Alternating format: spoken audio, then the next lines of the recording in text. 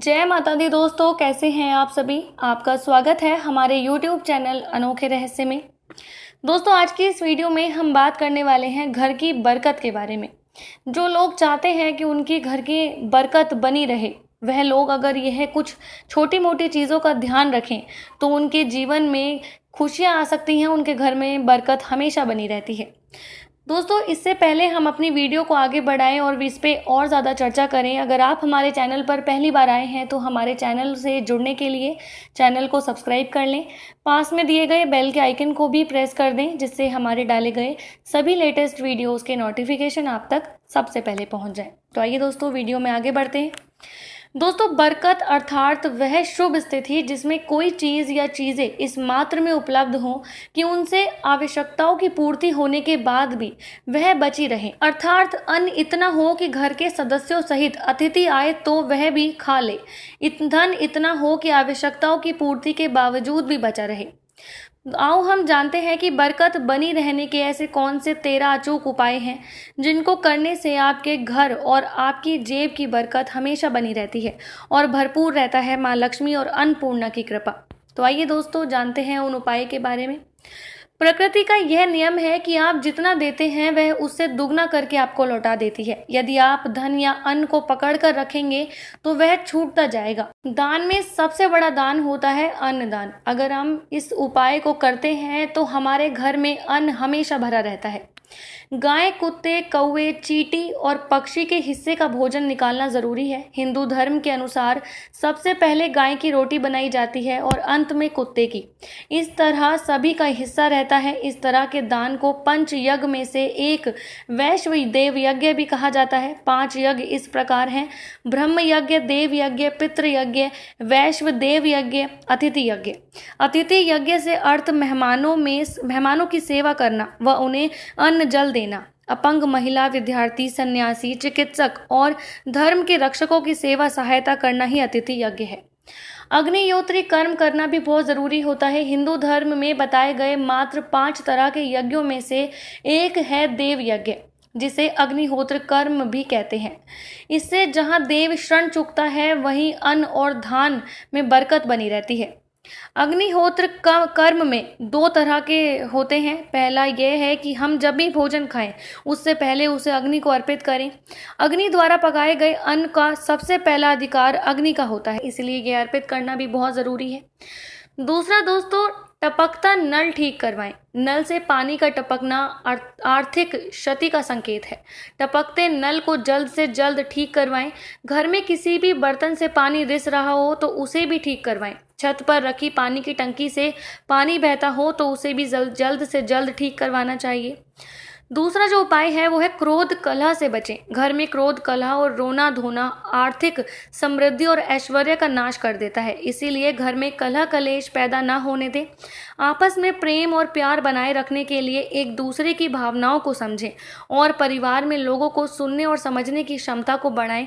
अपने विचारों के अनुसार घर चलाने का प्रयास ना करें, सभी के विचारों का सम्मान करें। कभी भी ब्रह्मा मुहूर्त या संध्या काल में झाड़ू नहीं लगानी चाहिए। झाड़ू को ऐसी जगह रखें जहां किसी अतिथि की नजर ना पहुंचे। झाड़ू को पलंग के नीचे कभी नहीं रखना चाहिए। घर को साफ सुथरा और सुंदर बनाकर रखें। घर के चारों कोने साफ रखने चाहिए, खासकर ईशान, उत्तर और व्यय कोण को हमेशा खाली और साफ रखें। वॉशरूम को गीला रखना आर्थिक स्थिति के लिए गलत होता है। दोस्तों, दक्षिण और पश्चिम दिशा खाली या हल्का रखना करियर में स्थिरता के लिए शुभ नहीं है, इसलिए इस दिशा को खाली ना रखें। घर में काले, कत्थई, मटमैले, जामुनी और बैंगनी रंग का इस्तेमाल ना करें, चाहे चादर, पर्दे हों या दीवारों का रंग हो। घर में सीढ़ियों को पूर्व से पश्चिम या उत्तर से दक्षिण की ओर ही बनवाएं, कभी भी उत्तर पूर्व में सीढ़ियां नहीं बनवानी चाहिए। घर में फर्श, दीवार या छत पर दरार ना पड़ने दें। अगर ऐसा हो तो उन्हें तुरंत भरवा दें। घर में दरारों का होना अशुभ माना जाता है। घर की स्त्री का सम्मान करें। दक्षिण दिशा में पैर करके कभी नहीं सोना चाहिए। शर्ट और पैंट की जेब फटी हो तो उसे ठीक करवाएं। बटुए या रुपयों को पैंट के पिछले वाली जेब में ना रखें। किसी भी प्रकार का नशा ना करें। झूठ बोलते रहने से भी बरकत जाती है, इसीलिए इसका भी ध्यान रखें। घर में अगर पूजा घर नहीं हो तो किसी लाल किताब विशेषज्ञ से पूछकर ही पूजा घर बनवाएं। यदि वह बनाने की छूट देता है तो किसी वास्तु शास्त्री से संपर्क करके ही पूजा घर बनवाएं। ऐसा इसीलिए कहना पड़ रहा है क्योंकि किसी की कुंडली के अनुसार घर में पूजा घर रखना नुकसानदायक होता है।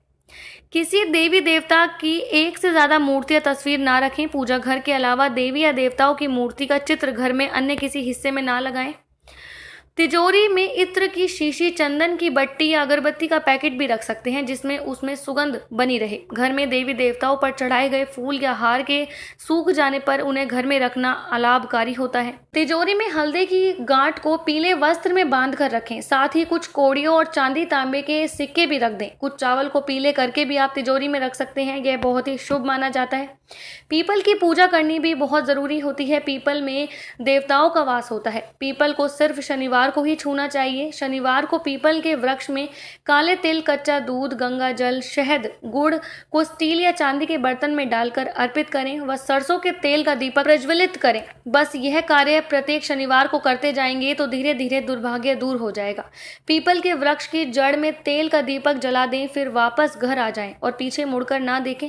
इससे आपको धन लाभ के साथ ही हर बिगड़ा काम आपका बन सकता है। दोस्तों, श्री महालक्ष्मी का ध्यान करके मस्तक पर शुद्ध केसर का तिलक लगाएं। धन लाभ के समाचार आपको जल्द ही प्राप्त होंगे। प्रतिदिन सुबह और शाम को कपूर जलाएं। घर में किसी स्थान पर वास्तु दोष हो तो वहां कपूर की एक डली बगैर जलाए रख दें। कपूर अति सुगंधित पदार्थ होता है तथा इसके दहन से वातावरण सुगंधित हो जाता है। कपूर जलाने से देव दोष व पितृ दोष का शमन होता है। अगर घर में मकड़ी का जाला है तो उसको भी हटा दें। घर में या वॉशरूम में कहीं भी मकड़ी का जाला ना बनने दें। घर में कहीं भी कचरा या अटाला जमा ना होने दें। छप्पर पर बांस ना रखें, यानी छत पर बांस ना रखें। किसी भी प्रकार की अनुपयोगी को वस्तुओं को घर से निकाल दें। घर में कबाड़ा रखना भी गलत होता है। दोस्तों, अगर आपको हमारी ये वीडियो अच्छी लगी हो तो इसे लाइक कर दें, शेयर कर दें और हमारे चैनल को सब्सक्राइब करना बिल्कुल ना भूलें।